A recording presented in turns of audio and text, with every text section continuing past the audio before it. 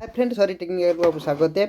तो आप मैं आज बताना चाह रहा हूँ जो एलईडी बल्ब होती है उसको जो रिपेयर करना होता है, उस रिपेयर करने से पहले आपको किस किस चीज़ों की ज़रूरत होती है मैं उसको आपने बताना चाह रहा हूँ। तो आप जो नया है तो वो एलईडी बल्ब रिपेयर करना चाहते हो, उसको रिपेयर करने से किस किस चीज़ों की ज़रूरत होती है मैं उसको बताना चाह रहा हूँ।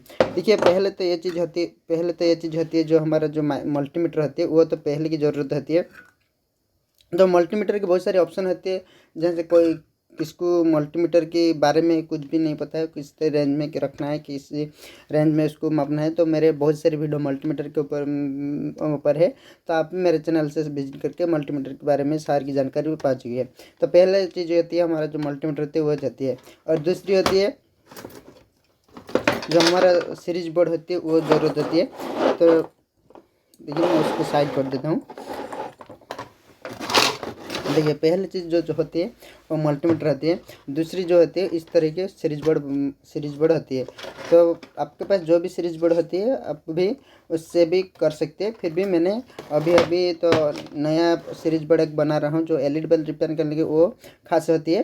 वो वाली सीरीज बोर्ड आपके लिए बेहतर काम आएगा। तो आपके जो तकलीफ होती है उसको बहुत ईजी से भी आपको वो निकाल देगा। तो वो वाली सीरीज बोर्ड तो आपको बनाना चाहते हैं तो हमारा भी वो वीडियो मैंने डाल रखी है, तो आपने उस वीडियो को देख के बना सकते हैं। फुल वो बहुत लंबी होती है। मेरा वीडियो जो होती है, मैं पहले से बता रहा हूँ, मेरे वीडियो जो होती है बहुत लंबी होती है, क्योंकि मैं जो बता रहा हूँ वो सही बता रहा हूँ। अगर मेरे वीडियो में जो भी बंदा आएगा तो वो प्रैक्टिकली वो उसको समझ पाएगा। तो इसीलिए मेरा वीडियो बहुत लंबी होने वाली है। तो आप भी मेरे चैनल को वीडियो को ना कट करके एंड तक जरूर देखिए, क्योंकि आपको वो बहुत हेल्प करेगा। ओके, इस तरीके के आपको सीरीज बोर्ड लेना चाहिए। तो उसके बाद आएगा क्या, एक शोल्डर आयरन होती है। देखिए, इस तरीके का शोल्डर आयरन आपको मार्केट में कोई भी कंपनी के है आपको मिल जाएगा। इस तरीके से शोल्डर आयरन कोई भी कंपनी के मिल जाएगा। और तो मेरे पास सोल्डरन की कंपनी की है, वो बहुत महंगा होती है। तो आप चाहे तो आप सस्ती वाली आयरन ले सकती है, तो कोई बात नहीं। उसके बाद आएगा क्या, जो सोल्डरिंग करने के लिए जो पेस्ट होती है, इस तरह कोई पेस्ट आती है, उस पेस्ट को आपको लेना होता है। वो एक ही उससे बड़ा आती है, और वही उससे ही छोटा है, वो बहुत छोटा वाला आती है, और उससे भी बहुत बड़ा आती है। तो आपको ये लेना चाहिए। और उसके बाद क्या, उसके साथ साथ क्या होती है ना, जो सोल्डर करने वाला वायर होती है उसको भी लेना चाहिए। देखिए, वो इस तरीके की जो शोल्डर वायर होती है उसको लेना चाहिए। वो वायर की साइज होती है, और उसका जो वो भी कॉयल की तरह आती है। वो वेस्टेक्स की शोल्डर होती है, वो अच्छी क्वालिटी की होती है, डुलक्स कंपनी की होती है। वो डुलक्स कंपनी की होती है। देखिए, यहाँ पे लिखा है 10 ग्राम 10 ग्राम। गेज के जो बारे में बताऊंगी तो वो 18 गेज होती है। उससे भी छोटा पतला गेज आती है। तो आपके हिसाब से लेना चाहिए, या फिर 18 गेज ही आपको एलईडी बल्ब रिपेयर करने के लिए सही होगा। जो मोबाइल बनती है तो उनके लिए तो छोटा वाला गेज या बड़ा उससे पतला गेज वाला लेना चाहिए। देखिए, वो उस तरह की और एक शोल्डर आयरन आती है। वो जो वेट होती है वो 60 ग्राम के, सॉरी, यहाँ पे जो गेज होती है वो हाँ, यहाँ पे जो गेज होती है वो 22 गेज होती है, यानी वो पतला होती है। देखिए, वहाँ इतना सारी पतला होती है, उसको कोई ज़रूरत नहीं। वो मोबाइल सब करते हैं उनके लिए ज़रूरत होती है।